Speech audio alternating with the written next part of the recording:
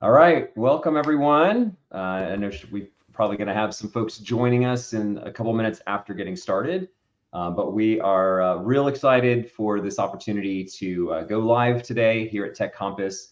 And myself, I'm Jesse Metters, head of expansion at Tech Compass, and I've got Ramin Lemay, co-founder and CEO, and we are really excited to have Patrick and Kendra on today, who are we're going to be talking about exposing the truth, right?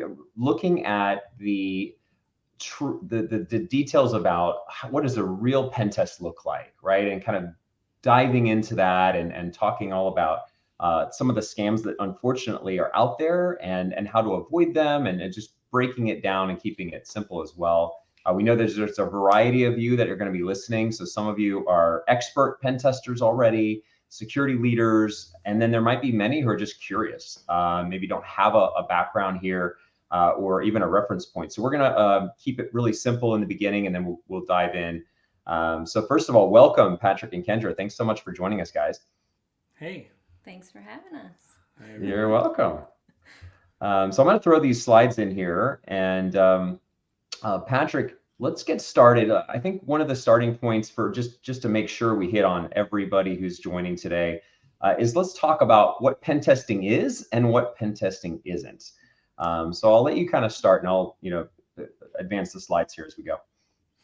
Yeah, definitely. I mean, in the industry, one of the main issue we see is the wrong type of pen tests that company give or receive when you ask for a pen test. So when you talk about pen testing, it's an intrusion test. You want this to have the proof that you can get inside the company or bypass whatever it is, vulnerability, to show the real impact behind that issue.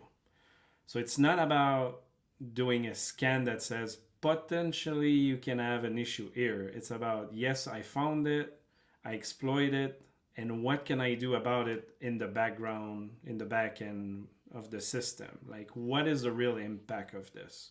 It's not about finding the most vulnerabilities. I mean, some pen tests will do this, but the main point is really to prove the impact. And that's uh, not always the case, obviously. Okay, so let's talk about how do you kind of approach pen testing. Let's dive into that. What is pen testing? Yeah. So the approach we should take is on, well, we have both sides, right? So you have the company asking for it, and you have the consulting company doing the tests, and what you want usually, like I said, it's proving impact. So you want, from the client perspective, what you want is a good report. So I think we'll say it Exactly. again later, but everything a pen testing company is doing, even if they have the best hackers and everything is amazing and they can get in like full intrusion and everything, if the report is bad, the pen test is bad, because that's the only thing that clients see. Like, whatever you're good before, it doesn't matter at all. And sadly, one of the main point that companies don't ask is what the report should include. So that's one of the aspect that we should talk for the pen test. So on the contract side, which Kendra can talk a bit more about, you need to request specific things in the report and specific type of tests, obviously. So we have like the black box test, which you just give IPs or website domains and say do your best. You have the gray one, which you give some access, and the white one with full access to the developers, the documentation, the source code, everything. So obviously, in terms of return on investment, the more you give to the tester, the more value you have, because you can find issues. And that's where we can talk about quality of a test, obviously, but they all have, each of them, a reason to be. But the main issue we see is you get a report that doesn't show all the explanation I just did. So, for example, in the recent weeks and months, we saw a test that the report was saying here's a vulnerability, but it was a copy paste from Nessus or whatever website. It doesn't give the reality of what the impact is into the website. The other thing is, there was no context, but on top of it, it doesn't prove the impact. It doesn't show the intrusion. So the steps that you need in your reports is the same that you do in an intrusion test on the technical side. So you should describe what it is. You need to describe the risks, so the impact, the likelihood of it happening. Is it an exploit that is easy or not? Is it available on the web? And based on this, what the risk level is. And this can all be linked back to CVSS or other frameworks similar to this. So a report that doesn't have this basic thing, well, it's a bad start.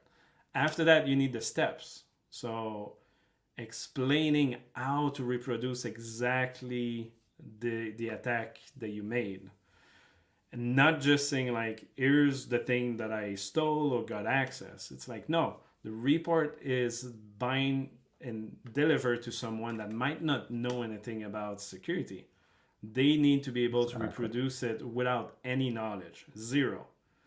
And most of pen tester, and I mean, I was in the past, you don't have this mindset. You're like, oh, I know how this works. It's fun. It's easy. Here's the step. But no, like it might be a developer on the other side that have no idea what you're talking about. So the first step, if you're hacking a website, should be go to this web page first. If it needs authentication, you have to say login first. It sounds basic, but that's what you need to do. And then you have the screenshot or the videos, and you show until the exploit is happening before giving recommendation that makes sense. Yeah, so I think, this webinar was born out of obviously a post that I made on social media that got quite a bit of attention about how more and more what we're seeing in the industry is that what's typically been called a penetration test now, what we're actually being sold is a vulnerability scan. So if we can even just back up for a second and talk a little bit about the difference between a vulnerability scan versus the penetration test that Patrick just was describing to us from a methodology perspective, what we're seeing and what we're personally upset about in the industry is the fact that companies are charging a lot of money to do a very basic scan that you as an individual can almost go to random websites online and type in a URL and get back similar results. So the primary difference between a vulnerability scan and the penetration test, as Patrick was just kind of describing, is that a vulnerability scan is just identifying that there is a potential vulnerability there, whereas a penetration test is taking that a step further and proving, hey, this is exploitable, and here's what the impact to your business can potentially be. Exactly. Yeah, and we have to say it, like the industry have tons of, cybersecurity industry is a place where money is flowing. So IT company are switching to be into security. And so they will say on their website, we're a security company and we're offering pen tests. Whereas you go on their LinkedIn, you check the employee and none of them have any experience in security. Like they don't even have the title. And if they do have the title and their previous 10 years is like sales, like it shows. So for us, it's not really an impact because we know this. But these companies are selling to SMBs. And the small companies, they don't have the budget, they don't have the people to validate those things, and they don't know what they're getting out of it. And that's where the whole snake oil thing is coming out. Obviously, government get their part too, but charging $40,000 for a scan that the software costs $1,000 a year means that you're paying a fake pen test for 40 years of the tool that you can have installed yourself. And that's happening every day, and it's frustrating for everyone because on top of it, those companies get told, here's your issue, which most of the time a scan won't find anything when it's an application. And even if they find a few things, it might be 1%.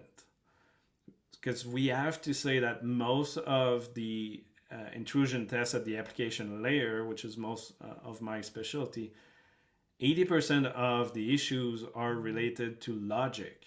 It's not just an injection of a code or like a technical issue. It's logic based. No application can find this.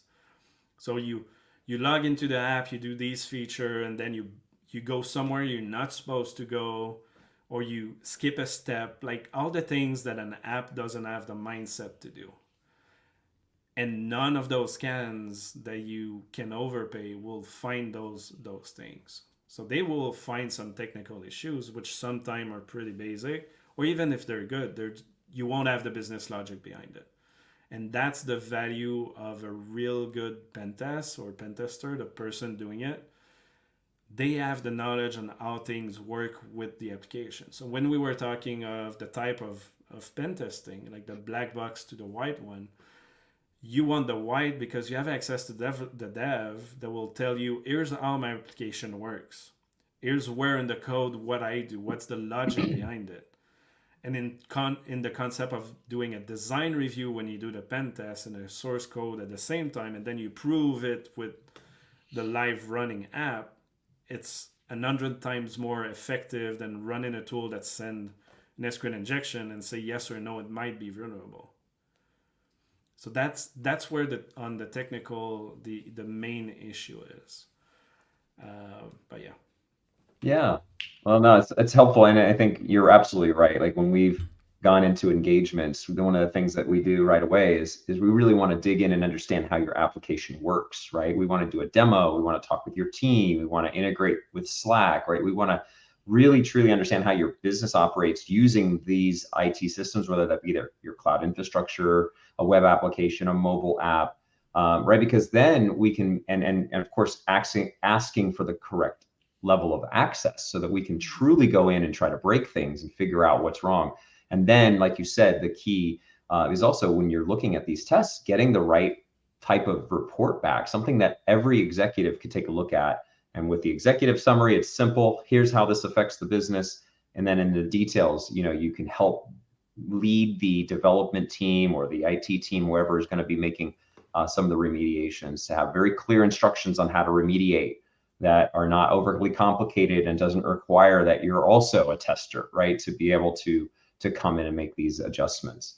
Mm-hmm. So you're absolutely right. Yeah, go ahead, Kendra. What was your thoughts there? Yeah, I was just going to say, and if we think about kind of what's inspiring the need for penetration tests in the market, 9 times out of 10, if you have a web app, you're not going to go out and pay for a penetration test if that's not a requirement from some compliance or regulatory requirement, or maybe you have a larger enterprise customer or something like that that's really asking for that penetration test. So if you don't have to check that box, you're not going to. And if you do have to, at the end of the day, you're going to try and get out of it as cheap as possible. And these companies that are out here that are performing vulnerability tests and passing them off as penetration tests, they can do this for a lot cheaper than some of the companies out there that are spending that time getting to know your app, having those open lines of communication with you to make sure that they fully understand what the logic is behind the application, how it's supposed to work, so that they can find those exploits. And the companies, unfortunately, that are running just those high-level scans, they're not going into the weeds and trying to figure out what the application is supposed to do to find those problems. And even to give an example, more local one, a year or two ago, a construction company went into the news saying, cybersecurity is ridiculous. I just paid $3,000 and I still got hacked. I'm not supposed to pay more. So that's the reality of people that are not in IT. They don't know. So imagine when they get sold, and I don't know what they bought before that, but maybe they got sold a scan for $3,000. The person pressed play, went to sleep, and gave a PDF the next day. There was no context, no nothing. So that's dangerous for companies on top of it. Yeah. It doesn't give value, but they don't know. They don't even know. That person thought that his whole construction company, which might be worth multiple millions, was technically relying on $300,000 max. That makes sense. So I don't know which company was behind it, but they're doing this not just to them, to everyone they're selling to. Yeah, that's a danger to those companies. Like you can go bankrupt if you get caught. Yeah. Another trend that I've seen becoming more, I would say more widespread, is you're seeing a lot of managed service providers providing pen tests as well, right? which are basically like vulnerability scans, right? Similar to the way you describe, if you're going to have a provider, you're going to do your due diligence to see if they have a security background. Most managed service providers don't have that either, right? So they're having kind of like tier 2, tier 3 kind of engineers perform a vulnerability scan. So I see a lot of that out there too. And, I get it, right? When there's a need, when your customer needs something, you're going to try to provide them those solutions. I would do the same thing in that scenario. But, one area where we try to work with managed service providers and educate them around is there's different type of testing. If someone is trying to check the box like Kendra described for especially like cyber insurance. One of the like most common use cases I see is cyber insurance. That's one option, but here's option 2 and 3, and here's the reason why you would want to do these, right? Kind of just educate, as you've talked about, Patrick. It's that lack of understanding why you want to pen test beyond that, right? And what the benefits can be if done right. Yeah, and the new insurance about cyber is something, and it's new, so not everyone understand it. Even the insurance company got caught in their own insurance. They said yes, everything's fine, we're gonna pay for anything happening, and then ransomware came up popular in the last 5 years, and they review all their policies saying like, well, you need a minimum requirement to get this insurance. Yeah. But it's hard to prove, so pen test is one of them. But if the word pen test is in the report and they did a scan, when the insurance validate the details, maybe they'll say no, they don't pay. So you might go bankrupt because of this. Like it can go really bad regarding those things. But I think one of the point that you said, like the type of tests, and there's technically 5 or 6, which you should all do, but one in the order, one after the other, based on your maturity. So when you start, obviously you don't want to do a red team, full intrusion, people calling you, going physically in the building and trying to get full admin. Like you never put $1 in security, obviously they'll succeed, whatever they're doing. So yes, you want to start with a scan, but you're not supposed to pay for a pen test. It's a scan. Like, yes, someone just tell me what my surface of attack is looking like. Is it good? Is it bad? Kind of what insurance company are doing. Based on this, you can identify your risk, which fit with this slide. Like you should validate what your business risk is, which is different for everyone. But the issue is to know that you have to know what you have to secure. So you need a full inventory of your system, of your apps. You need to know the sensitivity of your data. Do you have PII somewhere? Where is it? Like, where is it flowing? And based on the risk of your data or system, then you assess the most risky first and you go for the rest after. But you start with a scan. After that, you go for the intrusion test. You can do application or network depending on what you do as a company. But you want to find as much issue as possible. So that's where the difference with a black box test, which you just give like, here's my domain name, and let's go afterwards, just hack me with this domain. It doesn't find anything. Someone might found a one bug the first day and get into your company, and technically they're done. Or they find nothing for a week. Does it mean you're secure? It doesn't mean anything. They don't have knowledge at all, and they're time frame into something super small. So it could be a 1 or 2 week test. Whereas the real attacker, they can be like, well, I got a year to get into this, So they're patient. Yeah, they're patient and they have the money, and they find the one that have nothing in place. So if you're a small company and nothing in place, you might be the best target. Well, that's what the bad actors do, right? So the bad actors are off in their, wherever they're located that's, dark and air conditioned, right? And they're looking for a hoodie. Look, you gotta be wearing a hoodie. Yeah, there's headphones on, of course, so they can jam always. out. Yep. And always in the command line with the the black screen. Yep. And they're looking for what's called, like vulnerabilities, right? And these are 0-day type vulnerabilities, meaning they're not discovered, right? These are ones that are unknown at the at any moment, and they're trying to find ones that they can essentially create exploits around, right? So those are the ones that you're talking about, where that's what a good pen tester can do.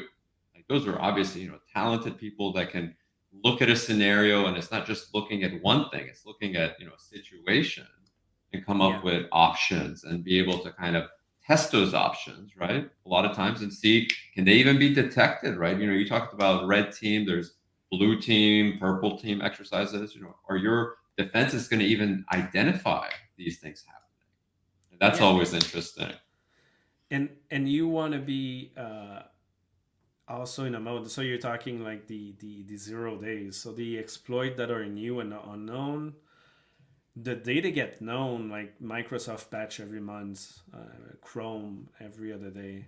Those exploits, what they do is, well, mostly, the attacker reverse those to get the patch to go back to the exploit, like what it was. So when you have Exchange server like Microsoft that got a real critical bug, and you don't patch within 24 hours, you're a prey to everyone. Like they'll target you. They won't target your company. They'll target the bug on the web. They just scan the internet and find you. So you also have the concept that small companies are like, oh, we're too small. They don't care about us, or budget are small. Well, a few money is a few money for them. Like it doesn't matter. And if you're vulnerable because you didn't patch your system, that's an issue. But the bigger the company too, well, we cannot patch fast because we have to test if everything is working. But when you got something critical like this, the ransomware goes really fast. And Sure. that's not barely security. It's more operational, just putting your system up to date. And pen test will include this. But obviously, this is the technical side of things. There's no logic in this. It's just checking if this vulnerability is there. Right. It's I almost want to ask you guys, my metaphor is terrible. I have a metaphor that I've gotten very comfortable using for like a non-technical audience and explaining what a difference between a pen test and vulnerability scan is. Imagine there's a house, right? So this house has doors, windows, a garage, right? So a vulnerability scan is, imagine walking around this house and visually looking up and down and seeing if there's anything open, anything obvious that I could exploit, right? So that's how I define what a vulnerability scan is. You can throw a few rocks in the window to see if they break. That's the maximum Okay. scan. Yeah. I'm adding. Okay, I like it. That's a nice addition. So then a penetration test is when you start going and trying to get into the house.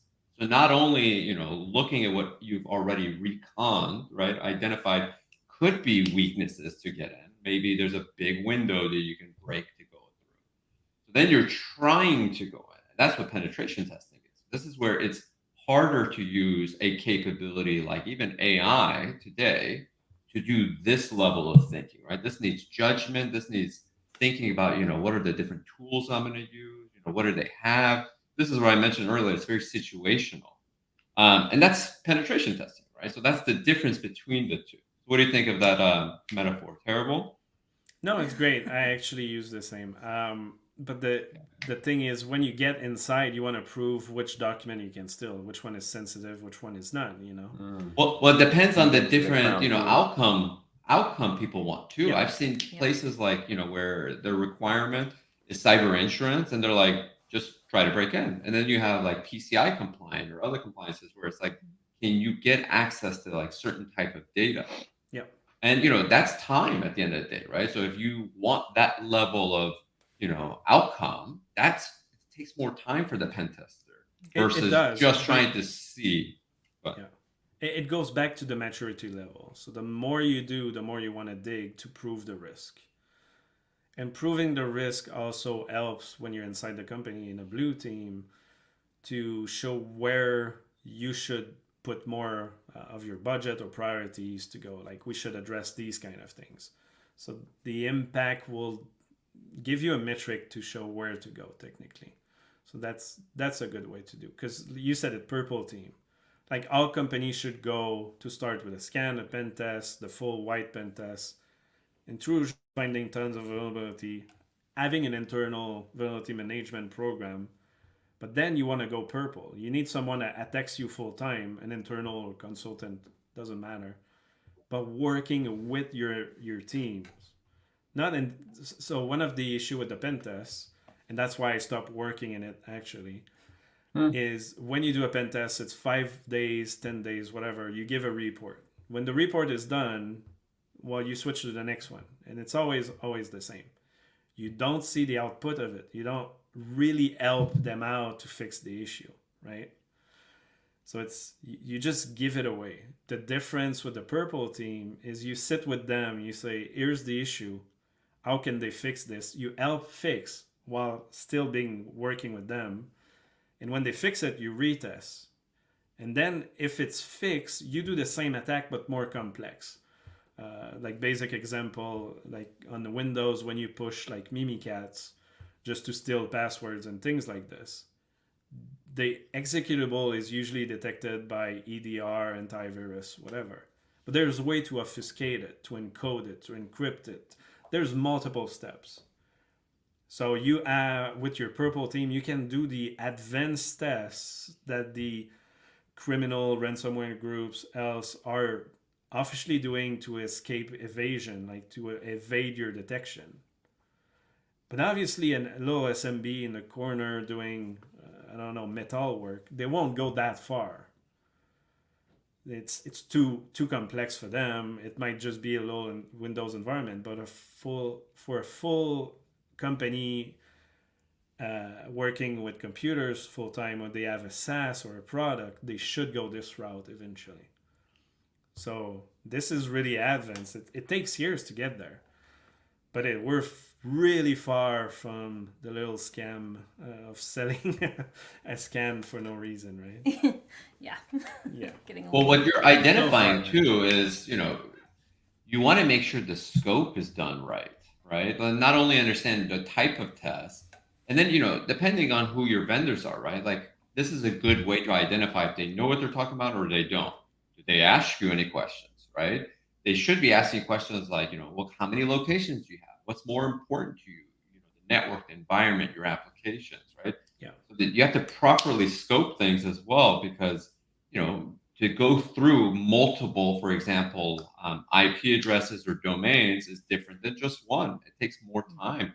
There's more reconnaissance. Imagine a bigger house that you have to be able to, scope and to be able to target. Maybe it's a building. It's 11 stories tall. Yeah. So what do we put in the contract? Yeah. That's your part. Yeah, Kendra, I wanted to hear from you because, again, we didn't get a chance to introduce everybody. Sorry about that. That's my fault. But Kendra has been a security leader for a variety of different technology companies. And so she's going to come at this from more of a leadership, going out and looking for the right test. So yeah, Kendra, talk to us a little bit about how do you choose the right vendor? Yeah. So I think before we get into that, something that I've noticed in several of the companies that I have joined over the years is that they have been doing penetration tests prior to me joining, and maybe they have a team who's not quite as mature on the security side, so they don't necessarily know what they should be looking for, what they should be buying. And I can't remember which one of you said it, but the MSPs or whatever that they might be working with suddenly being like, oh, you're a customer of ours, we can do a penetration test, and then they just throw a vulnerability scan at you. I can't even tell you the number of times that I've seen something like that. And it's hard to fault these organizations who are falling victim to this because they don't know any better. And when you're handed a report that says penetration test on the top, and then you're able to turn that over to your insurance provider or your auditor, and they accept that as, yeah, this works, well, cool, you checked a box, but what value did you actually gain from that? And so from my perspective, and something that I really wanted to kind of chat out with you all today, is what you should be looking for when you're engaging with a penetration testing company. What sorts of maybe red flags are out there to let you say like, ooh, maybe I'm not going to get what I'm paying for here.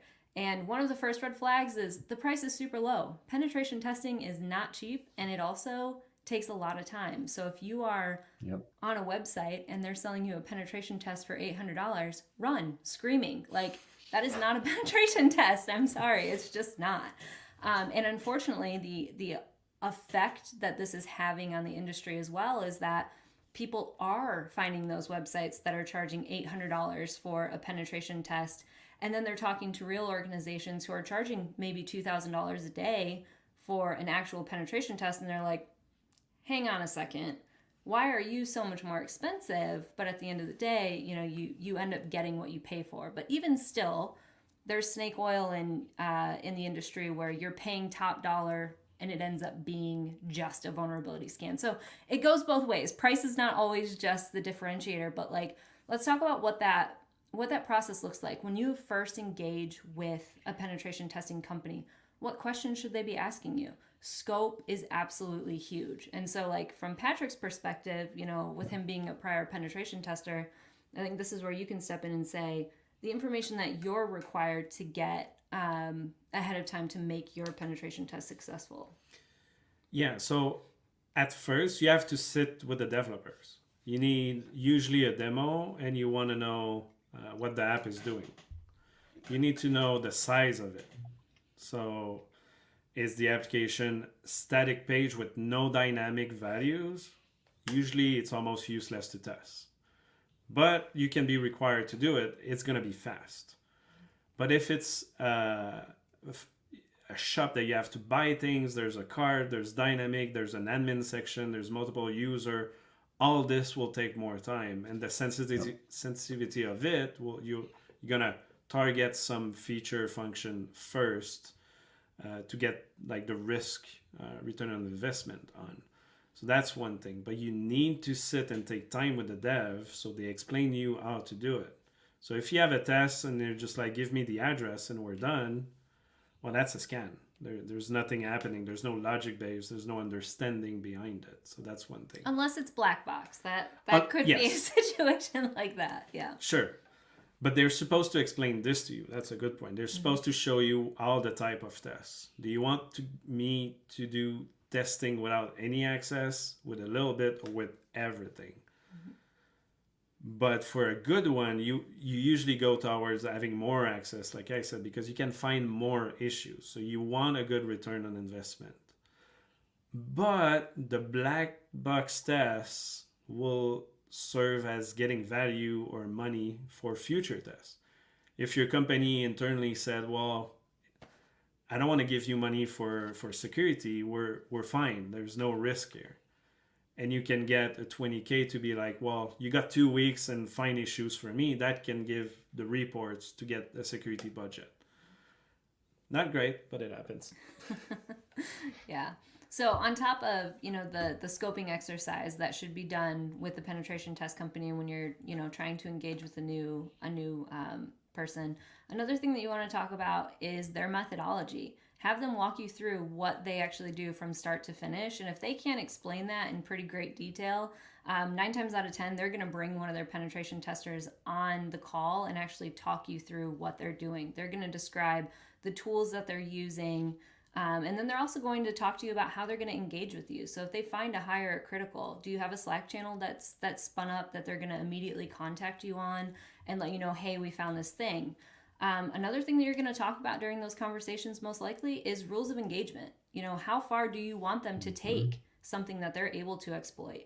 And, you know, questions that you should be asking are like, hey, are you just looking for vulnerabilities, or those vulnerabilities that you find, are you actually going to take them through to exploitation? And then that kind of starts the conversation of what your expectations are for the report. Now, from my perspective, anything on a penetration test report that you did not exploit better not be anything more than informational finding. That's all I have to say on that. Yeah, if you cannot prove an impact, a real impact, it's not a pen test, or it's just an informational. So you usually have critical, high, medium, lows, and informational to say like, hey, look at this. We didn't exploit it, but it might be bad. So you should do a job of going further for that one. Good point. Yep. But all those items should be in a contract. So this discussion will turn into a contract saying, I want this in the report.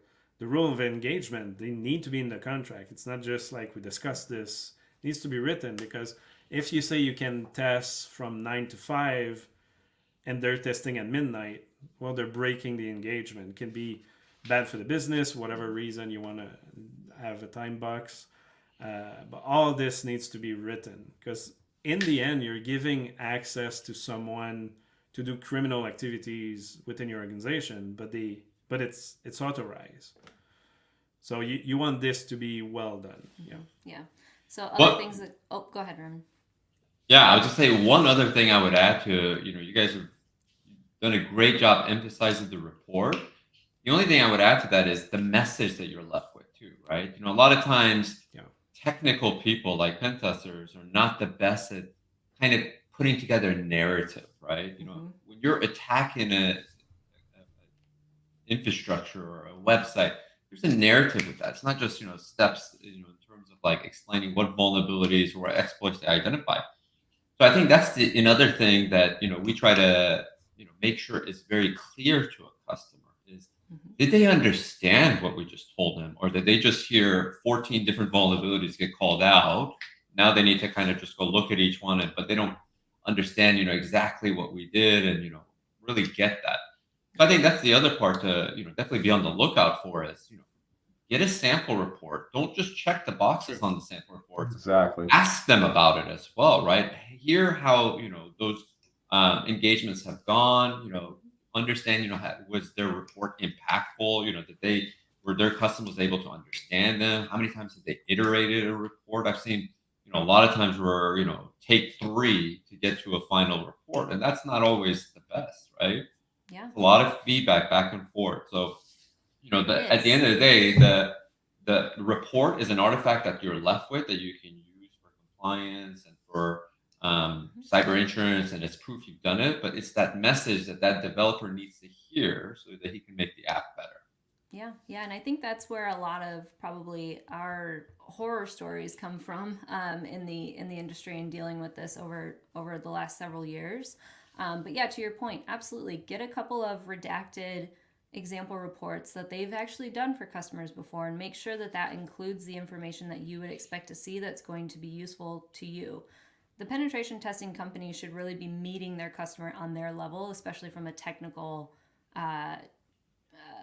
knowledge perspective. So understanding the environment that they're performing it in, who's actually going to be reading this report and responsible for remediating those vulnerabilities.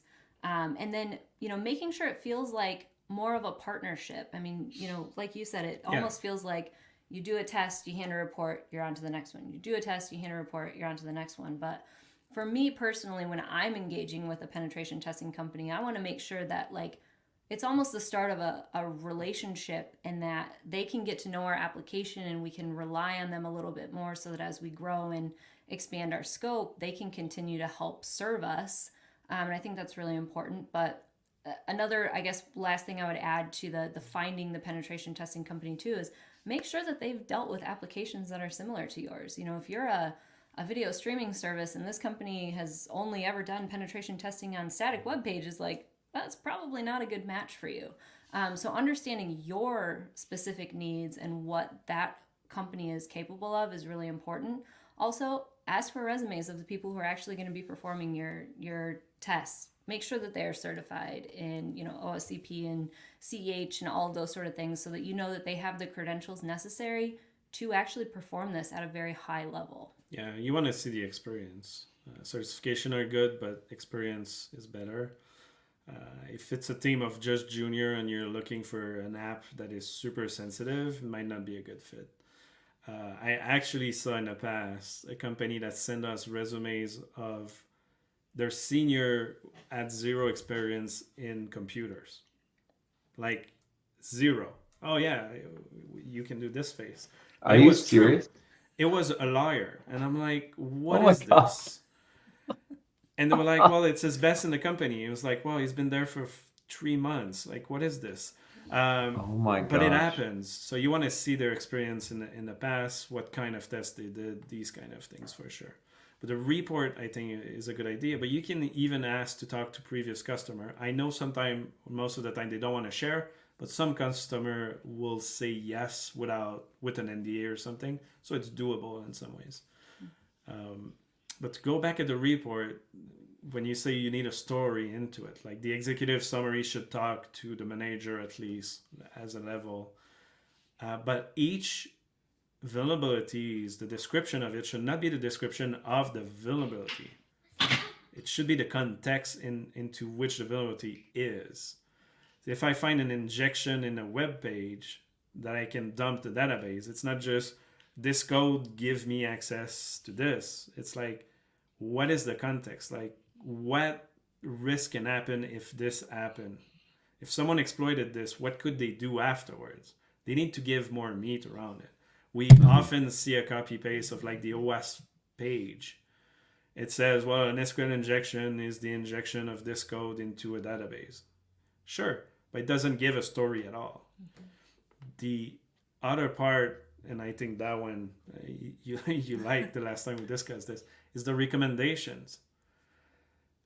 Too many times the recommendation is a copy paste of a best practice of the industry. They will tell you, well, fix the code by doing this. And that's it. It's a single line, no example, no reference, and that doesn't give any value. You sending this report to a developer that might have zero experience in security. So the only reference will be some words they never saw in the past. So this is not useful at all. And if we know anything about developers, they're incredibly strapped for time, right? So having that context in the report when you hand over a particular vulnerability and it has, hey, here's what we were able to exploit, here's what the impact to the business is, that helps it relate to them a little bit more personally than just words on a page. And then you go into the section of, here's how we were able to exploit this, here's the steps to reproduce, in language that they can actually do themselves. So then they're, one, learning how to reproduce this finding on their own, so potentially they could test for it again in the future. And then two, once they think they find it, they have the ability to go back and then check to make sure that it's clear before passing it back to a security team that may or may not exist, or going back to the penetration testing company for retesting. But at the end of the day, it's so important to get that information into the hands of the people who are going to be responsible for remediating it, and like getting them to care, to feel a little bit more like part of the team, I guess, since 9 times out of 10 the developers are the ones causing the issues. Well, like you said, it's a partnership, right? When you work with these providers, engagement is super important too, right? And I come from the corporate background where I'm used to having these type of programs internally developed, right? And you have a team of your own pen testers, and you're essentially pointing them towards different parts of your business or your organization or your technology, right? And there's an expectation in terms of how those engagements are meant to happen, right? Having your developers and pen testers in the same room is wonderful. You can't make that happen. Having them on, regular meetings, stand-ups, coming up with plans together is really important, right? So those are other things to, also look at in terms of engagement, right? You don't want an engagement where they just get your information and then you don't hear back and just get a report, right? You're not hearing, their process. You're not seeing what they're going through. There's no feedback loop throughout that process as well. The pen tester will also benefit if there's, more engagement and they can talk to the product owner or to the developers, right? Because the more the two can collaborate, the more successful they can be in, the overall objective. Yeah, absolutely. And at the end of the day, there's always going to be organizations who care a little bit more about security and do want to find those deeper rooted issues. And then there's going to be the folks that are still going to be on the side of, hey, let's just do the bare minimum and check that box and move forward. But like, for me, I try and think through, how do we solve this issue in the industry? I get incredibly frustrated when I ask for a penetration test from a vendor that I'm trying to do due diligence on, and I get it back and it's just like, HSTS is not enabled. I don't give a damn. Like this is not a penetration test report. And so I think that there's a lot that we can do as security professionals as well to just help educate even some of the vendors that we're working with, to say like, hey, this doesn't meet our expectations from a penetration testing perspective, kind of help educate them. And then for companies who are selling legitimate penetration tests, they can also maybe, get looped in and be a part of those conversations and help educate those individuals as well. But it's like, it's becoming more and more of a systemic problem, I think, in our industry, that we're trying to do the bare minimum, and the attackers are getting more advanced. We have to do everything in our power to make sure that we're releasing safe applications and that data is safe. I mean, data is worth so much at this point, so it's in our best interest to make sure that we're doing things right, and that we have each other's backs when it comes to this as well. And we've seen this in the industry. Like, we live in a cancel culture industry, right? Some of these companies, especially the ones that are actually, you're seeing an impact to their services that, impact your life as a consumer, you're going to think twice about doing business with that company, the next time that choice comes up. I know that's something that I think about personally as a consumer. Yeah, we keep seeing, I think it's going away now, but in the last few years, most application website companies add this notice: security is important for us, blah blah blah. And when you check, they don't have a security teams, they don't do pen tests, they don't do anything. So there was kind of a way for compliance looking good, and now it's changing with the laws. So the law is going to be impactful. Like GDPR in Europe, they can charge a lot if you're doing things bad. And these new laws are coming up in Canada and a bit everywhere with privacy. So it's going to be important that those things are done well. And there's education also for companies to not just do the pen test, but what do you do with this afterwards, right? Mm-hmm. So right now I run a program internally. So pen test is metrics for me. But it's not just a metric to say we should invest there. It's also a metrics for finding more issue internally, but doing trainings for developers to get those issue stopping, so they don't do it again, and proving value that security is important and all those things. So it's a full circle. It's not just about security. It's about building something. I try to not say the word security, actually. Like, it's code quality. If you're a developer and your application, you say you're delivering quality code and it doesn't include security and privacy, you're not delivering quality. It's bad code. And that's the way that we address this. Yeah. Mm-hmm. After a year of consulting, it's all risk. A common language, right? You can talk to someone technical, non-technical. It's all risk. It's the best. Risk is everywhere. Exactly. It's overused, so we're desensitive to it, and it doesn't mean anything anymore. But when you talk to developers, code quality and speed are usually the two things they're talking about, and where there's OKRs and performance related to it. So if you can include in your company, after the pen test and those things, the fact that security is part of the development life cycle, the SDLC, as quality, that's a big impact. Because you will see this on the infrastructure side with SRE. Resiliency. I always have issues with this. Site reliability. Reliability. Yeah. Site reliability engineers. So they do have metrics if system go down, if their uptime is bad. The quality of the infrastructure is based on those metrics. Well, the quality of the code should be security and privacy. But to get there, it's everything we just talked about too. Yeah. That reminds me of the. Sorry, go ahead, Justin. No, that's. I was going to say, I think one of the things that I want to make sure we get a time to hit on, and we're promised from Kendra, was some interesting horror stories. We've kind of touched on a couple of things, but we want to hear, like, what are some of the crazy stuff that you're seeing when you're evaluating vendors, when you're stepping into an organization that maybe had a previous test done that they thought was an actual test and it wasn't. Let's hear some interesting stuff here as we get ready to close.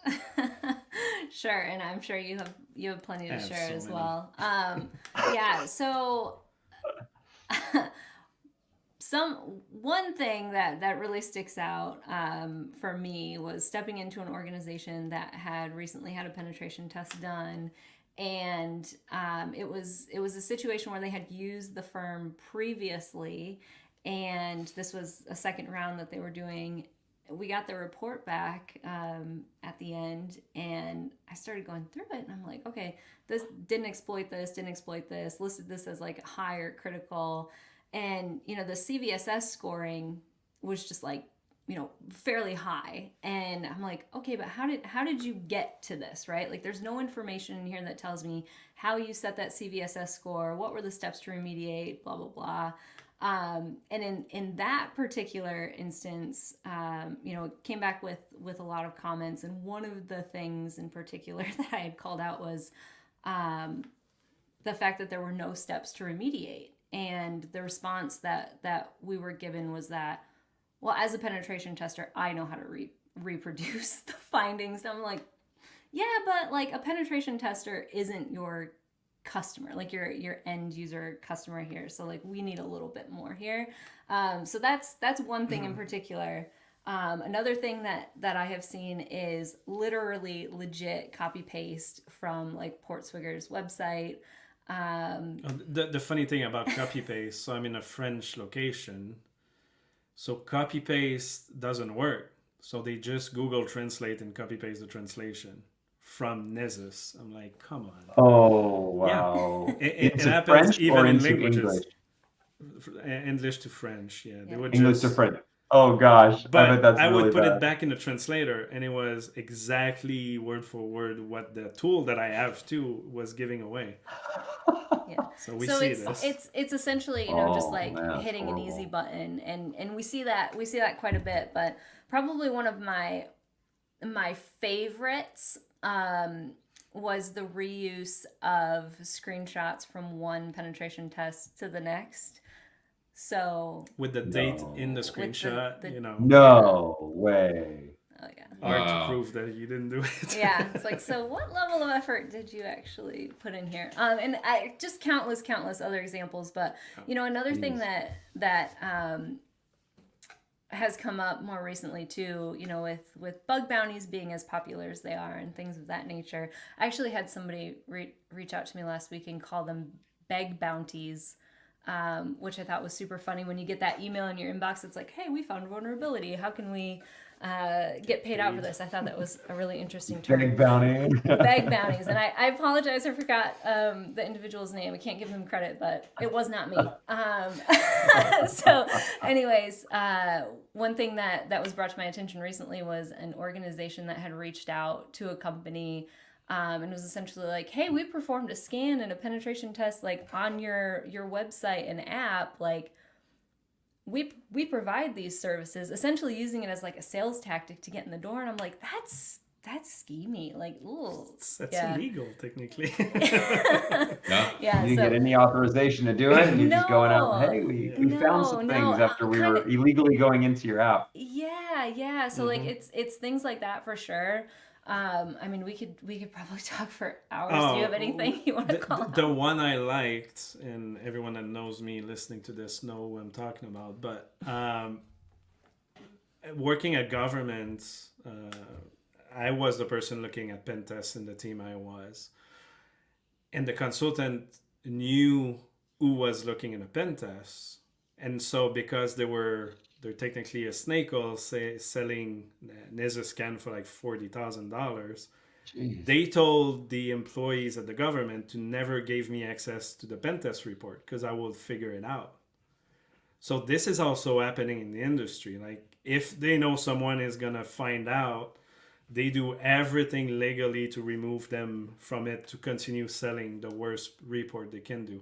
Obviously, I was an internal staff hog, so I have access to everything at that point. So we saw the report, and it was, like she said earlier, like TLS is not there. There was one XSS. Like they spent barely 5 minutes on this for thousands and thousands of dollars. But it happens. This is a super old story, and it still happens today. It's crazy. That's why we have to talk about this. Yeah. You didn't talk about how excited you got when they said you can't have access to this report and you're a pen tester. That was internal access, reading the reports directory. Yeah, that was something. You're like, challenge accepted. Right.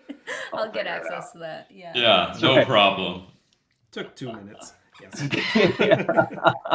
Not bragging. Right. Well, this was really helpful, guys. I hope as we are recording this and getting it out to folks who weren't able to attend live, it's helpful to just create the awareness, right, of what's actually still happening in the industry. I mean, this is shocking for us too, because again, we're providing this service, right, and the way we do it is absolutely a partnership model, right? I was just thinking about one of our last tests where, we're still in contact with our client. We're helping them remediate. We have a Slack channel, right? Like we will walk them through the steps to remediate.